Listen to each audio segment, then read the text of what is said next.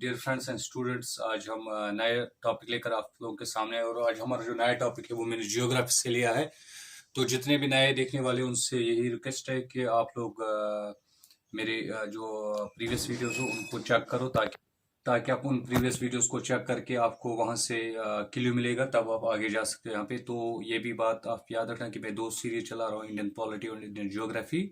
और जो आज का टॉपिक है वो इंडियन जियोग्राफी से है। और इंडियन जियोग्राफी से आज हमने टॉपिक उठाया वेजिटेशन ऑफ इंडिया। बड़ा ही इंपॉर्टेंट टॉपिक है from the exam point of view. अगर हम देखें ये जो लेक्चर है ये फैक्चुअल पे भी होगा, इसमें ऑब्जेक्टिव्स के लिए भी बात की जाएगी, प्लस जिनका भी सब्जेक्टिव एग्जाम है खास के करके क्लास 9th होता है या क्लास 12th होता है या ग्रेजुएशन क्लास है, तो उनके लिए भी ये बेनिफिशियल रहेगा ये वीडियो। इसके अलावा आप लोगों से स्टार्ट करने से पहले यही रिक्वेस्ट है कि चैनल को ज़्यादा से ज़्यादा सब्सक्राइब करो, ज़्यादा से ज़्यादा शेयर करो, और अगर आपको वीडियो अच्छा लगे तो इसको ज़रूर लाइक भी करना।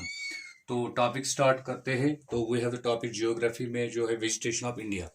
तो वेजिटेशन ऑफ इंडिया यहाँ पे हमें डिस्कस क्या करना है, we have to discuss the types of forest in India. यहाँ पे हम डिस्कस करेंगे कि इंडिया में कितने टाइप्स ऑफ फॉरेस्ट्स है, और उन टाइप्स ऑफ फॉरेस्ट की लोकेशन भी हम डिस्कस करेंगे, उनके इंपॉर्टेंट फीचर्स या इनके इंपॉर्टेंट कैरेक्टरिस्टिक्स जितने भी हैं उनको हम यहाँ पे हाईलाइट करेंगे। तो हमारे पास पहले आपको याद रखना, we have 5 types of forest in India. Mainly we have 5 types of forest in India, and the first type of forest in India is tropical evergreen forest. जहां पे मैंने लिखा है tropical evergreen forest, it is the first type of forest in India. इसके बारे में जब बात की जाती है तो it is mostly found in the area that receive more then 200 to 300 centimetre rainfall. ये जो ट्रॉपिकल एवरग्रीन फॉरेस्ट है ये उन इलाकों में देखने को मिलता है जहां पे 200 से लेकर 300 सेंटीमीटर रेनफॉल होती है। तो आपको एक पॉइंट याद रखना है, it is seen in those areas where rainfall is mostly from 200 to 300 centimetres. उसके बाद ये जो फॉरेस्ट होते हैं इनकी एवरेज हाइट ऑफ ट्रीज होती है 60 मीटर्स। ये भी आपको याद रखना, average height of trees in tropical evergreen forest is 60 metres. ये भी याद रखना, 60 मीटर्स का भी पूछा जाता है, what is the average height of trees found in tropical evergreen forest, that is 60 metres. उसके बाद ये जो फॉरेस्ट्स है ट्रॉपिकल एवरग्रीन फॉरेस्ट्स, ये कहाँ कहाँ पे हमें देखने को मिलते हैं, इंडिया के किन रीजनों में ट्रॉपिकल एवरग्रीन फॉरेस्ट है।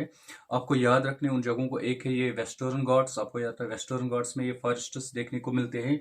उसके अलावा नॉर्थ ईस्टर्न एरियाज में जहाँ पे हमारा, अगर हम बात करेंगे आसाम की बात करेंगे, या अगर हम बात करेंगे अरुणाचल प्रदेश की बात करेंगे, त्रिपुरा की बात करेंगे, तो उन नॉर्थ ईस्टर्न स्टेट्स में भी ट्रॉपिकल एवरग्रीन फॉरेस्ट्स मिलते हैं।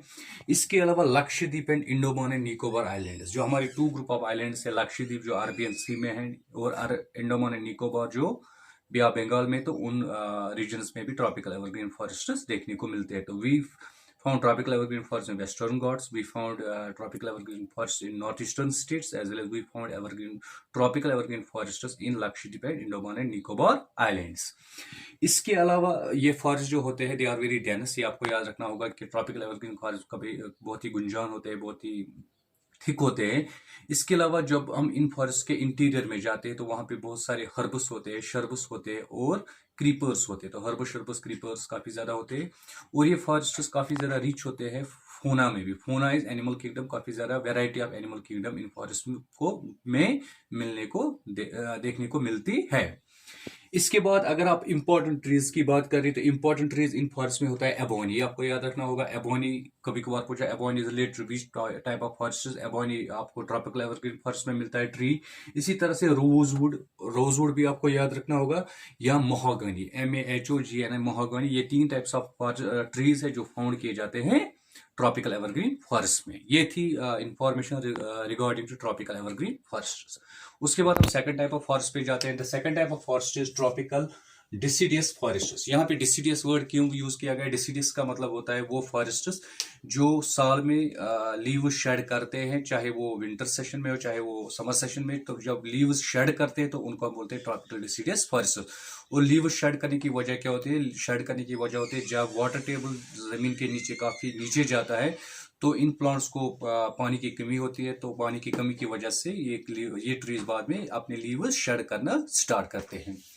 और ये जो फॉरेस्ट है ट्रॉपिकल डिसिडियस फॉरेस्ट, ये उन इलाकों में फाउंड किए जाते हैं जो रिसीव करते हैं रेनफॉल 70 to 200 सेंटीमीटर रेनफॉल। ये याद रखना होगा आपको, 70 to 200 सेंटीमीटर रेनफॉल जिन इलाकों में होते हैं रीजन्स में, वहां पे ट्रॉपिकल डिसिडियस फॉरेस्ट होते हैं। और ये जो ट्रॉपिकल डिसिडियस फॉरेस्ट होते हैं ये आपको याद रखना होगा, they shed their leaves to 6 to 8 weeks in a year. ये याद रखना, 6 to 8 weeks in a year in trees के लीव्स शेड होते हैं। इसके अलावा इन फॉरेस्ट को आल्सो कहा जाता है मॉनसून फॉरेस्ट्स। कल पूछा जाएगा which forest are also called monsoon forests. Tropical deciduous forests are is also called monsoon forests. और एवरेज हाइट ऑफ ट्रीज यहाँ पे मिलती है हमें 40 मीटर्स। ये याद रखना होगा, ट्रॉपिकल एवरग्रीन फॉरेस्ट में हमें 60 मीटर्स मिलती है और यहाँ पे हमें 40 metres average height of trees मिलती है। इसके बाद जो ये tropical evergreen tropical deciduous forest है, इनके दो टाइप्स है। एक होता है मॉइस्ट ट्रॉपिकल डिसीडियस फॉरेस्ट, दूसरा होता है dry tropical deciduous forest. Moist tropical deciduous forest का मतलब होता है वो फॉरेस्ट जहां पे 100 to 200 सेंटीमीटर रेनफॉल होती है, और ड्राई ट्रॉपिकल डिसीडियस फॉरेस्ट जहां पे 70 to 100 सेंटीमीटर रेनफॉल होती है। और मिलकर हम देखते हैं that is 70 to 200 centimetre rainfall. वो मैंने यहाँ पे पहले से हाईलाइट करके रखा है। उसके बाद यहाँ पे अगर हम बात करेंगे, ये कहाँ ये फाउंड किए जाते हैं both in tropical as well as subtropical regions. कभी कभार पूछा जाता है which forest in India are found in both tropical as well as subtropical regions. तो both in tropical as well as subtropical regions जो है वो forest वहां पे फाउंड किया जाता है ट्रॉपिकल डिसीडियस फॉरेस्ट्स। और जो ये ट्रॉपिकल डिसीडियस फॉरेस्ट्स है, इनको अगर हम देखेंगे अब स्टेट्स के लिहाज से, तो स्टेट्स के लिहाज से किन किन स्टेटों में देखने को मिलते हैं, तो हमने पढ़ा पहले ट्रॉपिकल, ये ट्रॉपिकल में भी मिलते हैं, सब ट्रॉपिकल में मिलते हैं। अगर हम बात करेंगे नॉर्थ ईस्ट में ये हमें वेस्ट बंगाल में ये फॉरेस्ट मिलते हैं ट्रॉपिकल डिसीडियस फॉरेस्ट। ये हमें मिजोरम में मिलते हैं और ये हमें मणिपुर में मिलते हैं, ये याद रखना होगा। उसके बाद अगर हम छोटा नागपुर प्लेटो की बात करें, जो छोटा नागपुर प्लेटो किस साइड से है, अगर हम बात करेंगे पेनिनसुलर प्लेटो में, जो महाराष्ट्र का इलाका है या जो कर्नाटका केरला का इलाका है, उसे हम बोलते हैं छोटा नागपुर प्लेटो। तो ये छोटा नागपुर प्लेटो के स्टेट जो छत्तीसगढ़ है या बिहार है या झारखंड है, उन स्टेटों में भी ये फाउंड किया जाता है। केरला नहीं, सॉरी, बल्कि झारखंड। तो इन स्टेटों में भी ये फाउंड किया जाता है। और इसके अलावा ये ट्रॉपिकल डिसीडियस फॉरेस्ट फाउंड किए जाते हैं वेस्टर्न घाट्स में। वो मैप की अगर हम बात करेंगे, मैप के इस साइड जो वेस्टर्न घाट्स होते हैं उनमें कहाँ कहाँ पे, महाराष्ट्र में, कर्नाटका में और केरला में। ये 3 स्टेट्स आपको याद रखने होंगे। तो ये हमें फाउंड किया हम इन फॉरेस्ट को फाउंड करते हैं नॉर्थ ईस्टर्न स्टेट जहाँ पे वेस्ट बंगाल है, मिजोरम है, मणिपुर है। हम ऐसे फॉरेस्ट को छोटा नागपुर प्लेटो के रीजन में जहाँ पे छत्तीसगढ़, बिहार और झारखंड है, हम इन फॉरेस्ट को देखते हैं वेस्टर्न घाट्स पे जहाँ पे महाराष्ट्र, कर्नाटका और केरला है। और इंपॉर्टेंट ट्रीज की बात अगर करें तो इंपॉर्टेंट ट्रीज इन फॉरेस्ट में है, टीक है, ये आपको याद रखना होगा, टीक है, साल है, आंवला है, कुसुम है, KUSUM, बैम्बू है, BAMBO, एंड सैंडलवुड। ये इंपॉर्टेंट कल पूछा जाता है, sandalwood trees are found in which type of forest, sandalwood trees are found in tropical deciduous forests. तो इस तरह से ट्रीज में टीक, साल, आंवला, कुसुम, बैम्बू एंड सैंडलवुड। इस तरह से हमने दूसरा टाइप ऑफ फॉरेस्ट भी खत्म किया। अब हम जाते हैं तीसरे टाइप ऑफ फॉरेस्ट पे, जिसको नाम है थॉर्न फॉरेस्ट्स। तो थॉर्न फॉरेस्ट अगर हम बात करेंगे, they are seen in those regions where rainfall is seen below 70 centimetre. आपको याद रखना होगा, जहां पे 70 सेंटीमीटर बिलो रेनफॉल होती है, वहां पे क्या कौन से फॉरेस्ट मिलते हैं, वहां पे थॉर्न फॉरेस्ट मिलते हैं। और इन फॉरेस्ट की एवरेज हाइट ऑफ ट्रीज होती है 9 to 11 मीटर्स। ये ज्यादा लंबे नहीं होते, 9 to 11 मीटर्स तक इनकी हाइट होती है। और इन ट्रीज की एक खुसूसियत होती है कि इनके जो प्लांट्स इन फॉरेस्ट में देखने को मिलते हैं, उनके रूट्स काफी लॉन्ग होते हैं, ताकि वो डीपली पेनिट्रेट होते हैं सॉइल में, ताकि वो नीचे से पानी को एब्जॉर्ब कर सके। क्योंकि पहले से वहां पे बिलो 70 सेंटीमीटर रेनफॉल होती है, इसका मतलब है वाटर टेबल पहले से नीचे होता है। तो इन रीजन्स में वो प्लांट्स ग्रो करते हैं जिनके रूट्स पहले ही काफी लंबे थे। कल पूछा जाता है in which type of forest the plants are seen with long roots, तो वो है या deeply penetrate into soil, they are thorn forest. और ये काफी ज्यादा शार्प होते हैं, नोकीले होते हैं, इनमें मूवमेंट करना काफी मुश्किल होता है।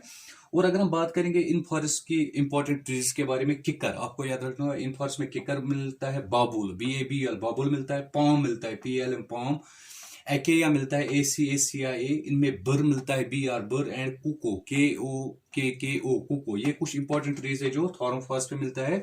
और ये थॉर्न फॉरेस्ट इंडिया में कहाँ कहाँ पे लोकेट है, ये हमें पार्ट्स ऑफ मध्य प्रदेश में मिलते हैं, ये हमें पार्ट्स ऑफ राजस्थान में मिलते हैं, ये हमें पार्ट्स ऑफ गुजरात में मिलते हैं, ये पार्ट्स ऑफ हरियाणा में मिलते हैं, ये पार्ट्स ऑफ UP में मिलते हैं, ये पार्ट्स ऑफ पंजाब में मिलते हैं, ये पार्ट्स ऑफ आंध्र प्रदेश में मिलते हैं, और ये पार्ट्स ऑफ तमिलनाडु में मिलते हैं।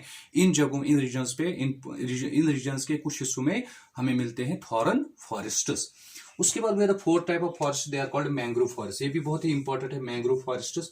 देखो मैंग्रोव फॉरेस्ट जो होते हैं, ये आमतौर पे उन जगहों पे ग्रो करते हैं जहाँ पे वेटलैंड्स होते हैं। इसका मतलब है कि ये आसपास जितने भी लेक्स होते हैं या आसपास डेल्टाज होते हैं, वहां पे जमीन पहले से ही वेट होते हैं, स्वैम्पी होती है, तो उन जगहों पे ये फॉरेस्ट्स देखने को मिलते हैं।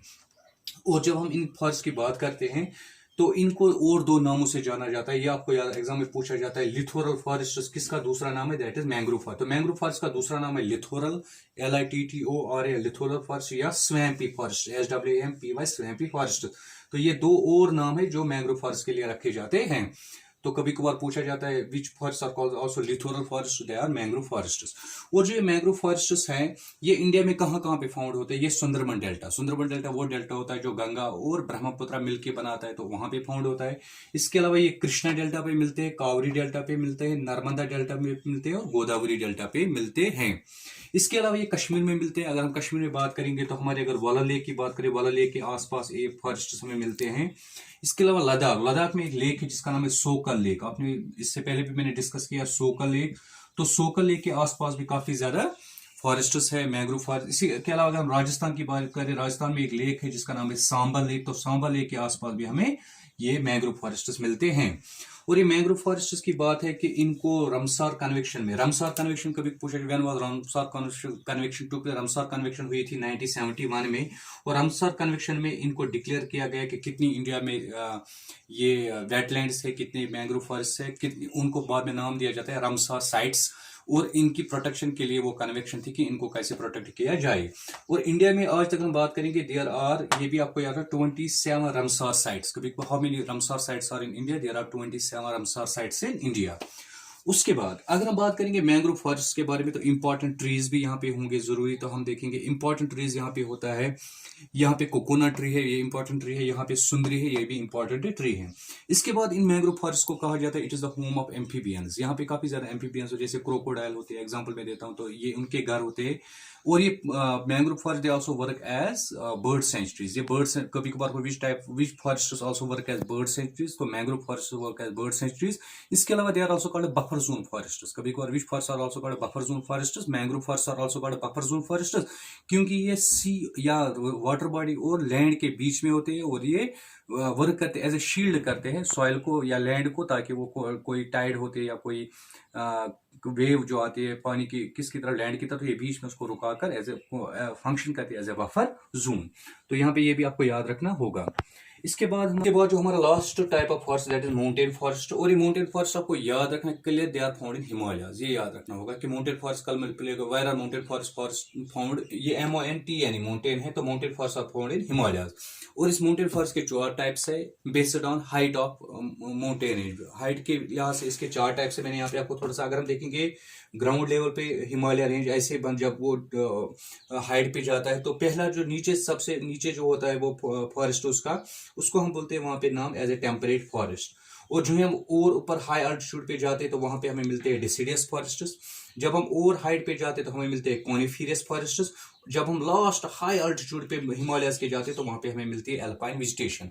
अब मैं वहां से आता हूँ ऊपर हाईएस्ट हाइट से आता हूँ, वहां से नीचे आता हूँ। हाईएस्ट हाइट एल्पाइन वेजिटेशन जो है ये उन इलाकों में देखते, उन हिमालयस रेंजेस पे देखते हैं जो 4000 to 5300 मीटर्स की हाइट पे है। वो सबसे ऊंची हाइट जो है 4000 to 5300 मीटर्स, वहां पे जो फॉरेस्ट है वो एल्पाइन वेजिटेशन है। उसके बाद हम जब नीचे आते हैं 2700 to 400 मीटर्स जब आते हैं तो वहां पे हमें मिलते हैं कॉनिफेरस फॉरेस्ट्स। फिर हम जब उससे नीचे आते हैं 1300 to 2700 तो वहां पे हमें मिलते हैं डिसिडियस फॉरेस्ट। और जब हम इससे नीचे आते हैं ग्राउंड से लेकर 1300 मीटर्स तो वहां पे हमें मिलते हैं टेम्परेट फॉरेस्ट्स। इसके अलावा ये जो है माउंटेन फॉरेस्ट्स, इनको कहा जाता है शोलाज भी, ये भी याद रखना है।